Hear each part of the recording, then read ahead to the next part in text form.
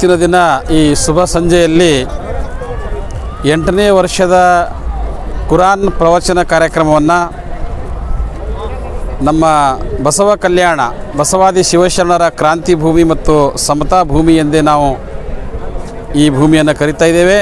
ಇಲ್ಲಿ ಪವಿತ್ರವಾಗಿರುವಂತಹ ಮಾನವೀಯ ಮೌಲ್ಯಗಳನ್ನು ಕೊಡುವಂತಹ ಕುರಾನ್ ಪ್ರವಚನವನ್ನು ಆ ಪ್ರವಚನದಲ್ಲಿ ಭಾಗಿಗಳಾಗಿ ಮತ್ತು ಮೊಹಮ್ಮದ್ ಕುನ್ನಿಯವರು ಈ ಕುರಾನ್ ಪ್ರವಚನವನ್ನು ಬಹಳ ಅರ್ಥಪೂರ್ಣವಾಗಿ ಜನರಿಗೆ ಮನಮುಟ್ಟುವಂತೆ ಅವರು ಹೇಳಿದ್ದಾರೆ.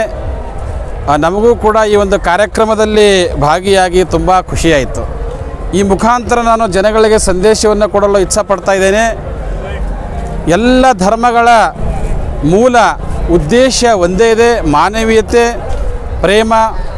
ಹೇಗೆ ನಮ್ಮ ಸಂವಿಧಾನ ಹೇಳುತ್ತೆ, ಸಮಾನತೆ, ಸ್ವಾತಂತ್ರ್ಯ, ಸಹೋದರತ್ವ ಮತ್ತು ಸಾಮಾಜಿಕ ನ್ಯಾಯ, ಈ ಮಾನವೀಯ ಮೌಲ್ಯಗಳನ್ನು ಹೊಂದಿರುವಂಥ ವಿಚಾರವನ್ನು ಸಂವಿಧಾನ ಹೇಗೆ ಹೇಳುತ್ತೆಯೋ ಆ ತರಹ ಎಲ್ಲ ಧರ್ಮ ಗ್ರಂಥಗಳು ಕೂಡ ಪ್ರೀತಿ, ಕರುಣೆ, ವಾತ್ಸಲ್ಯ ಮತ್ತು ಮನುಷ್ಯನ ಐಕ್ಯತೆ, ಬಸವಣ್ಣನವರ ಸಕಲ ಜೀವಾತ್ಮರಿಗೆ ಲೇಸು ಬಯಸುವವರೇ ಶರಣರು, ದಯವೇ ಧರ್ಮದ ಮೂಲವೇ ಅಂತ ಹೇಳ್ತಾರೆ ನೋಡ್ರಿ. ಅಂತಹ ವಿಚಾರವನ್ನು ಈ ಕುರಾನ್ ಹೊಂದಿದೆ.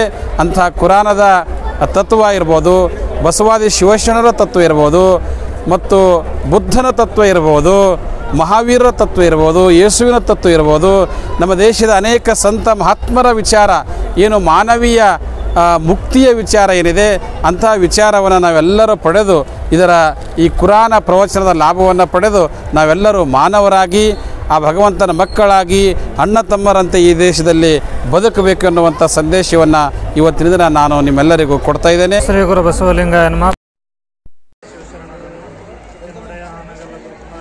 ಕರ್ತೃ ಗುರುಲಿಂಗೇಶ್ವರನ ಸ್ಮರಣೆ ಮಾಡಿ ಇವತ್ತಿನ ಒಂದು ಬಸವ ಕಲ್ಯಾಣದಲ್ಲಿ ಕುರಾನ ಪ್ರವಚನವನ್ನು ಬಹಳ ಒಂದು ಮಾನವೀಯತೆಯ ಮೌಲ್ಯಗಳನ್ನು ತಿಳಿಸಿಕೊಡುವಂಥ ವಿಚಾರ. ಇವತ್ತಿನ ದಿನಮಾನಗಳಲ್ಲಿ ಏನು ನಡೆದಿದೆ ಅನ್ನೋದನ್ನು ಬಹಳ ಸವಿಸ್ತಾರವಾಗಿ ಪ್ರವಚನಕಾರರು ಬಹಳ ಸುದೀರ್ಘವಾಗಿ 1 ಗಂಟೆಗಳ ಪರ್ಯಂತರವಾಗಿ ಬಹಳ ಚಂದ ಹೇಳಿದ್ದಾರೆ. ಅದನ್ನು ಇಲ್ಲಿ ಬಂದಿರುವಂಥ ಜನರು, ಯುವಕರು ಎಲ್ಲರೂ ಕೂಡ ಅದನ್ನು ಆಚರಿಸಿದರೆ ಬಹಳ ಮುಖ್ಯವಾಗಿ ದುಶ್ಚಟಗಳ ಬಗ್ಗೆ ಹೇಳಿದ್ದಾರೆ. ಕುಡಿಯೋದಾಗಲಿ ತಿನ್ನೋದಾಗಲಿ ತಮ್ಮ ಆರೋಗ್ಯವನ್ನು ಕೆಡಿಸ್ಕೊಳ್ತಾ ಇದ್ದಾರೆ. ಹಾಗಾಗಿ ಆರೋಗ್ಯವನ್ನು ಕೆಡಿಸ್ಕೋಬಾರ್ದು.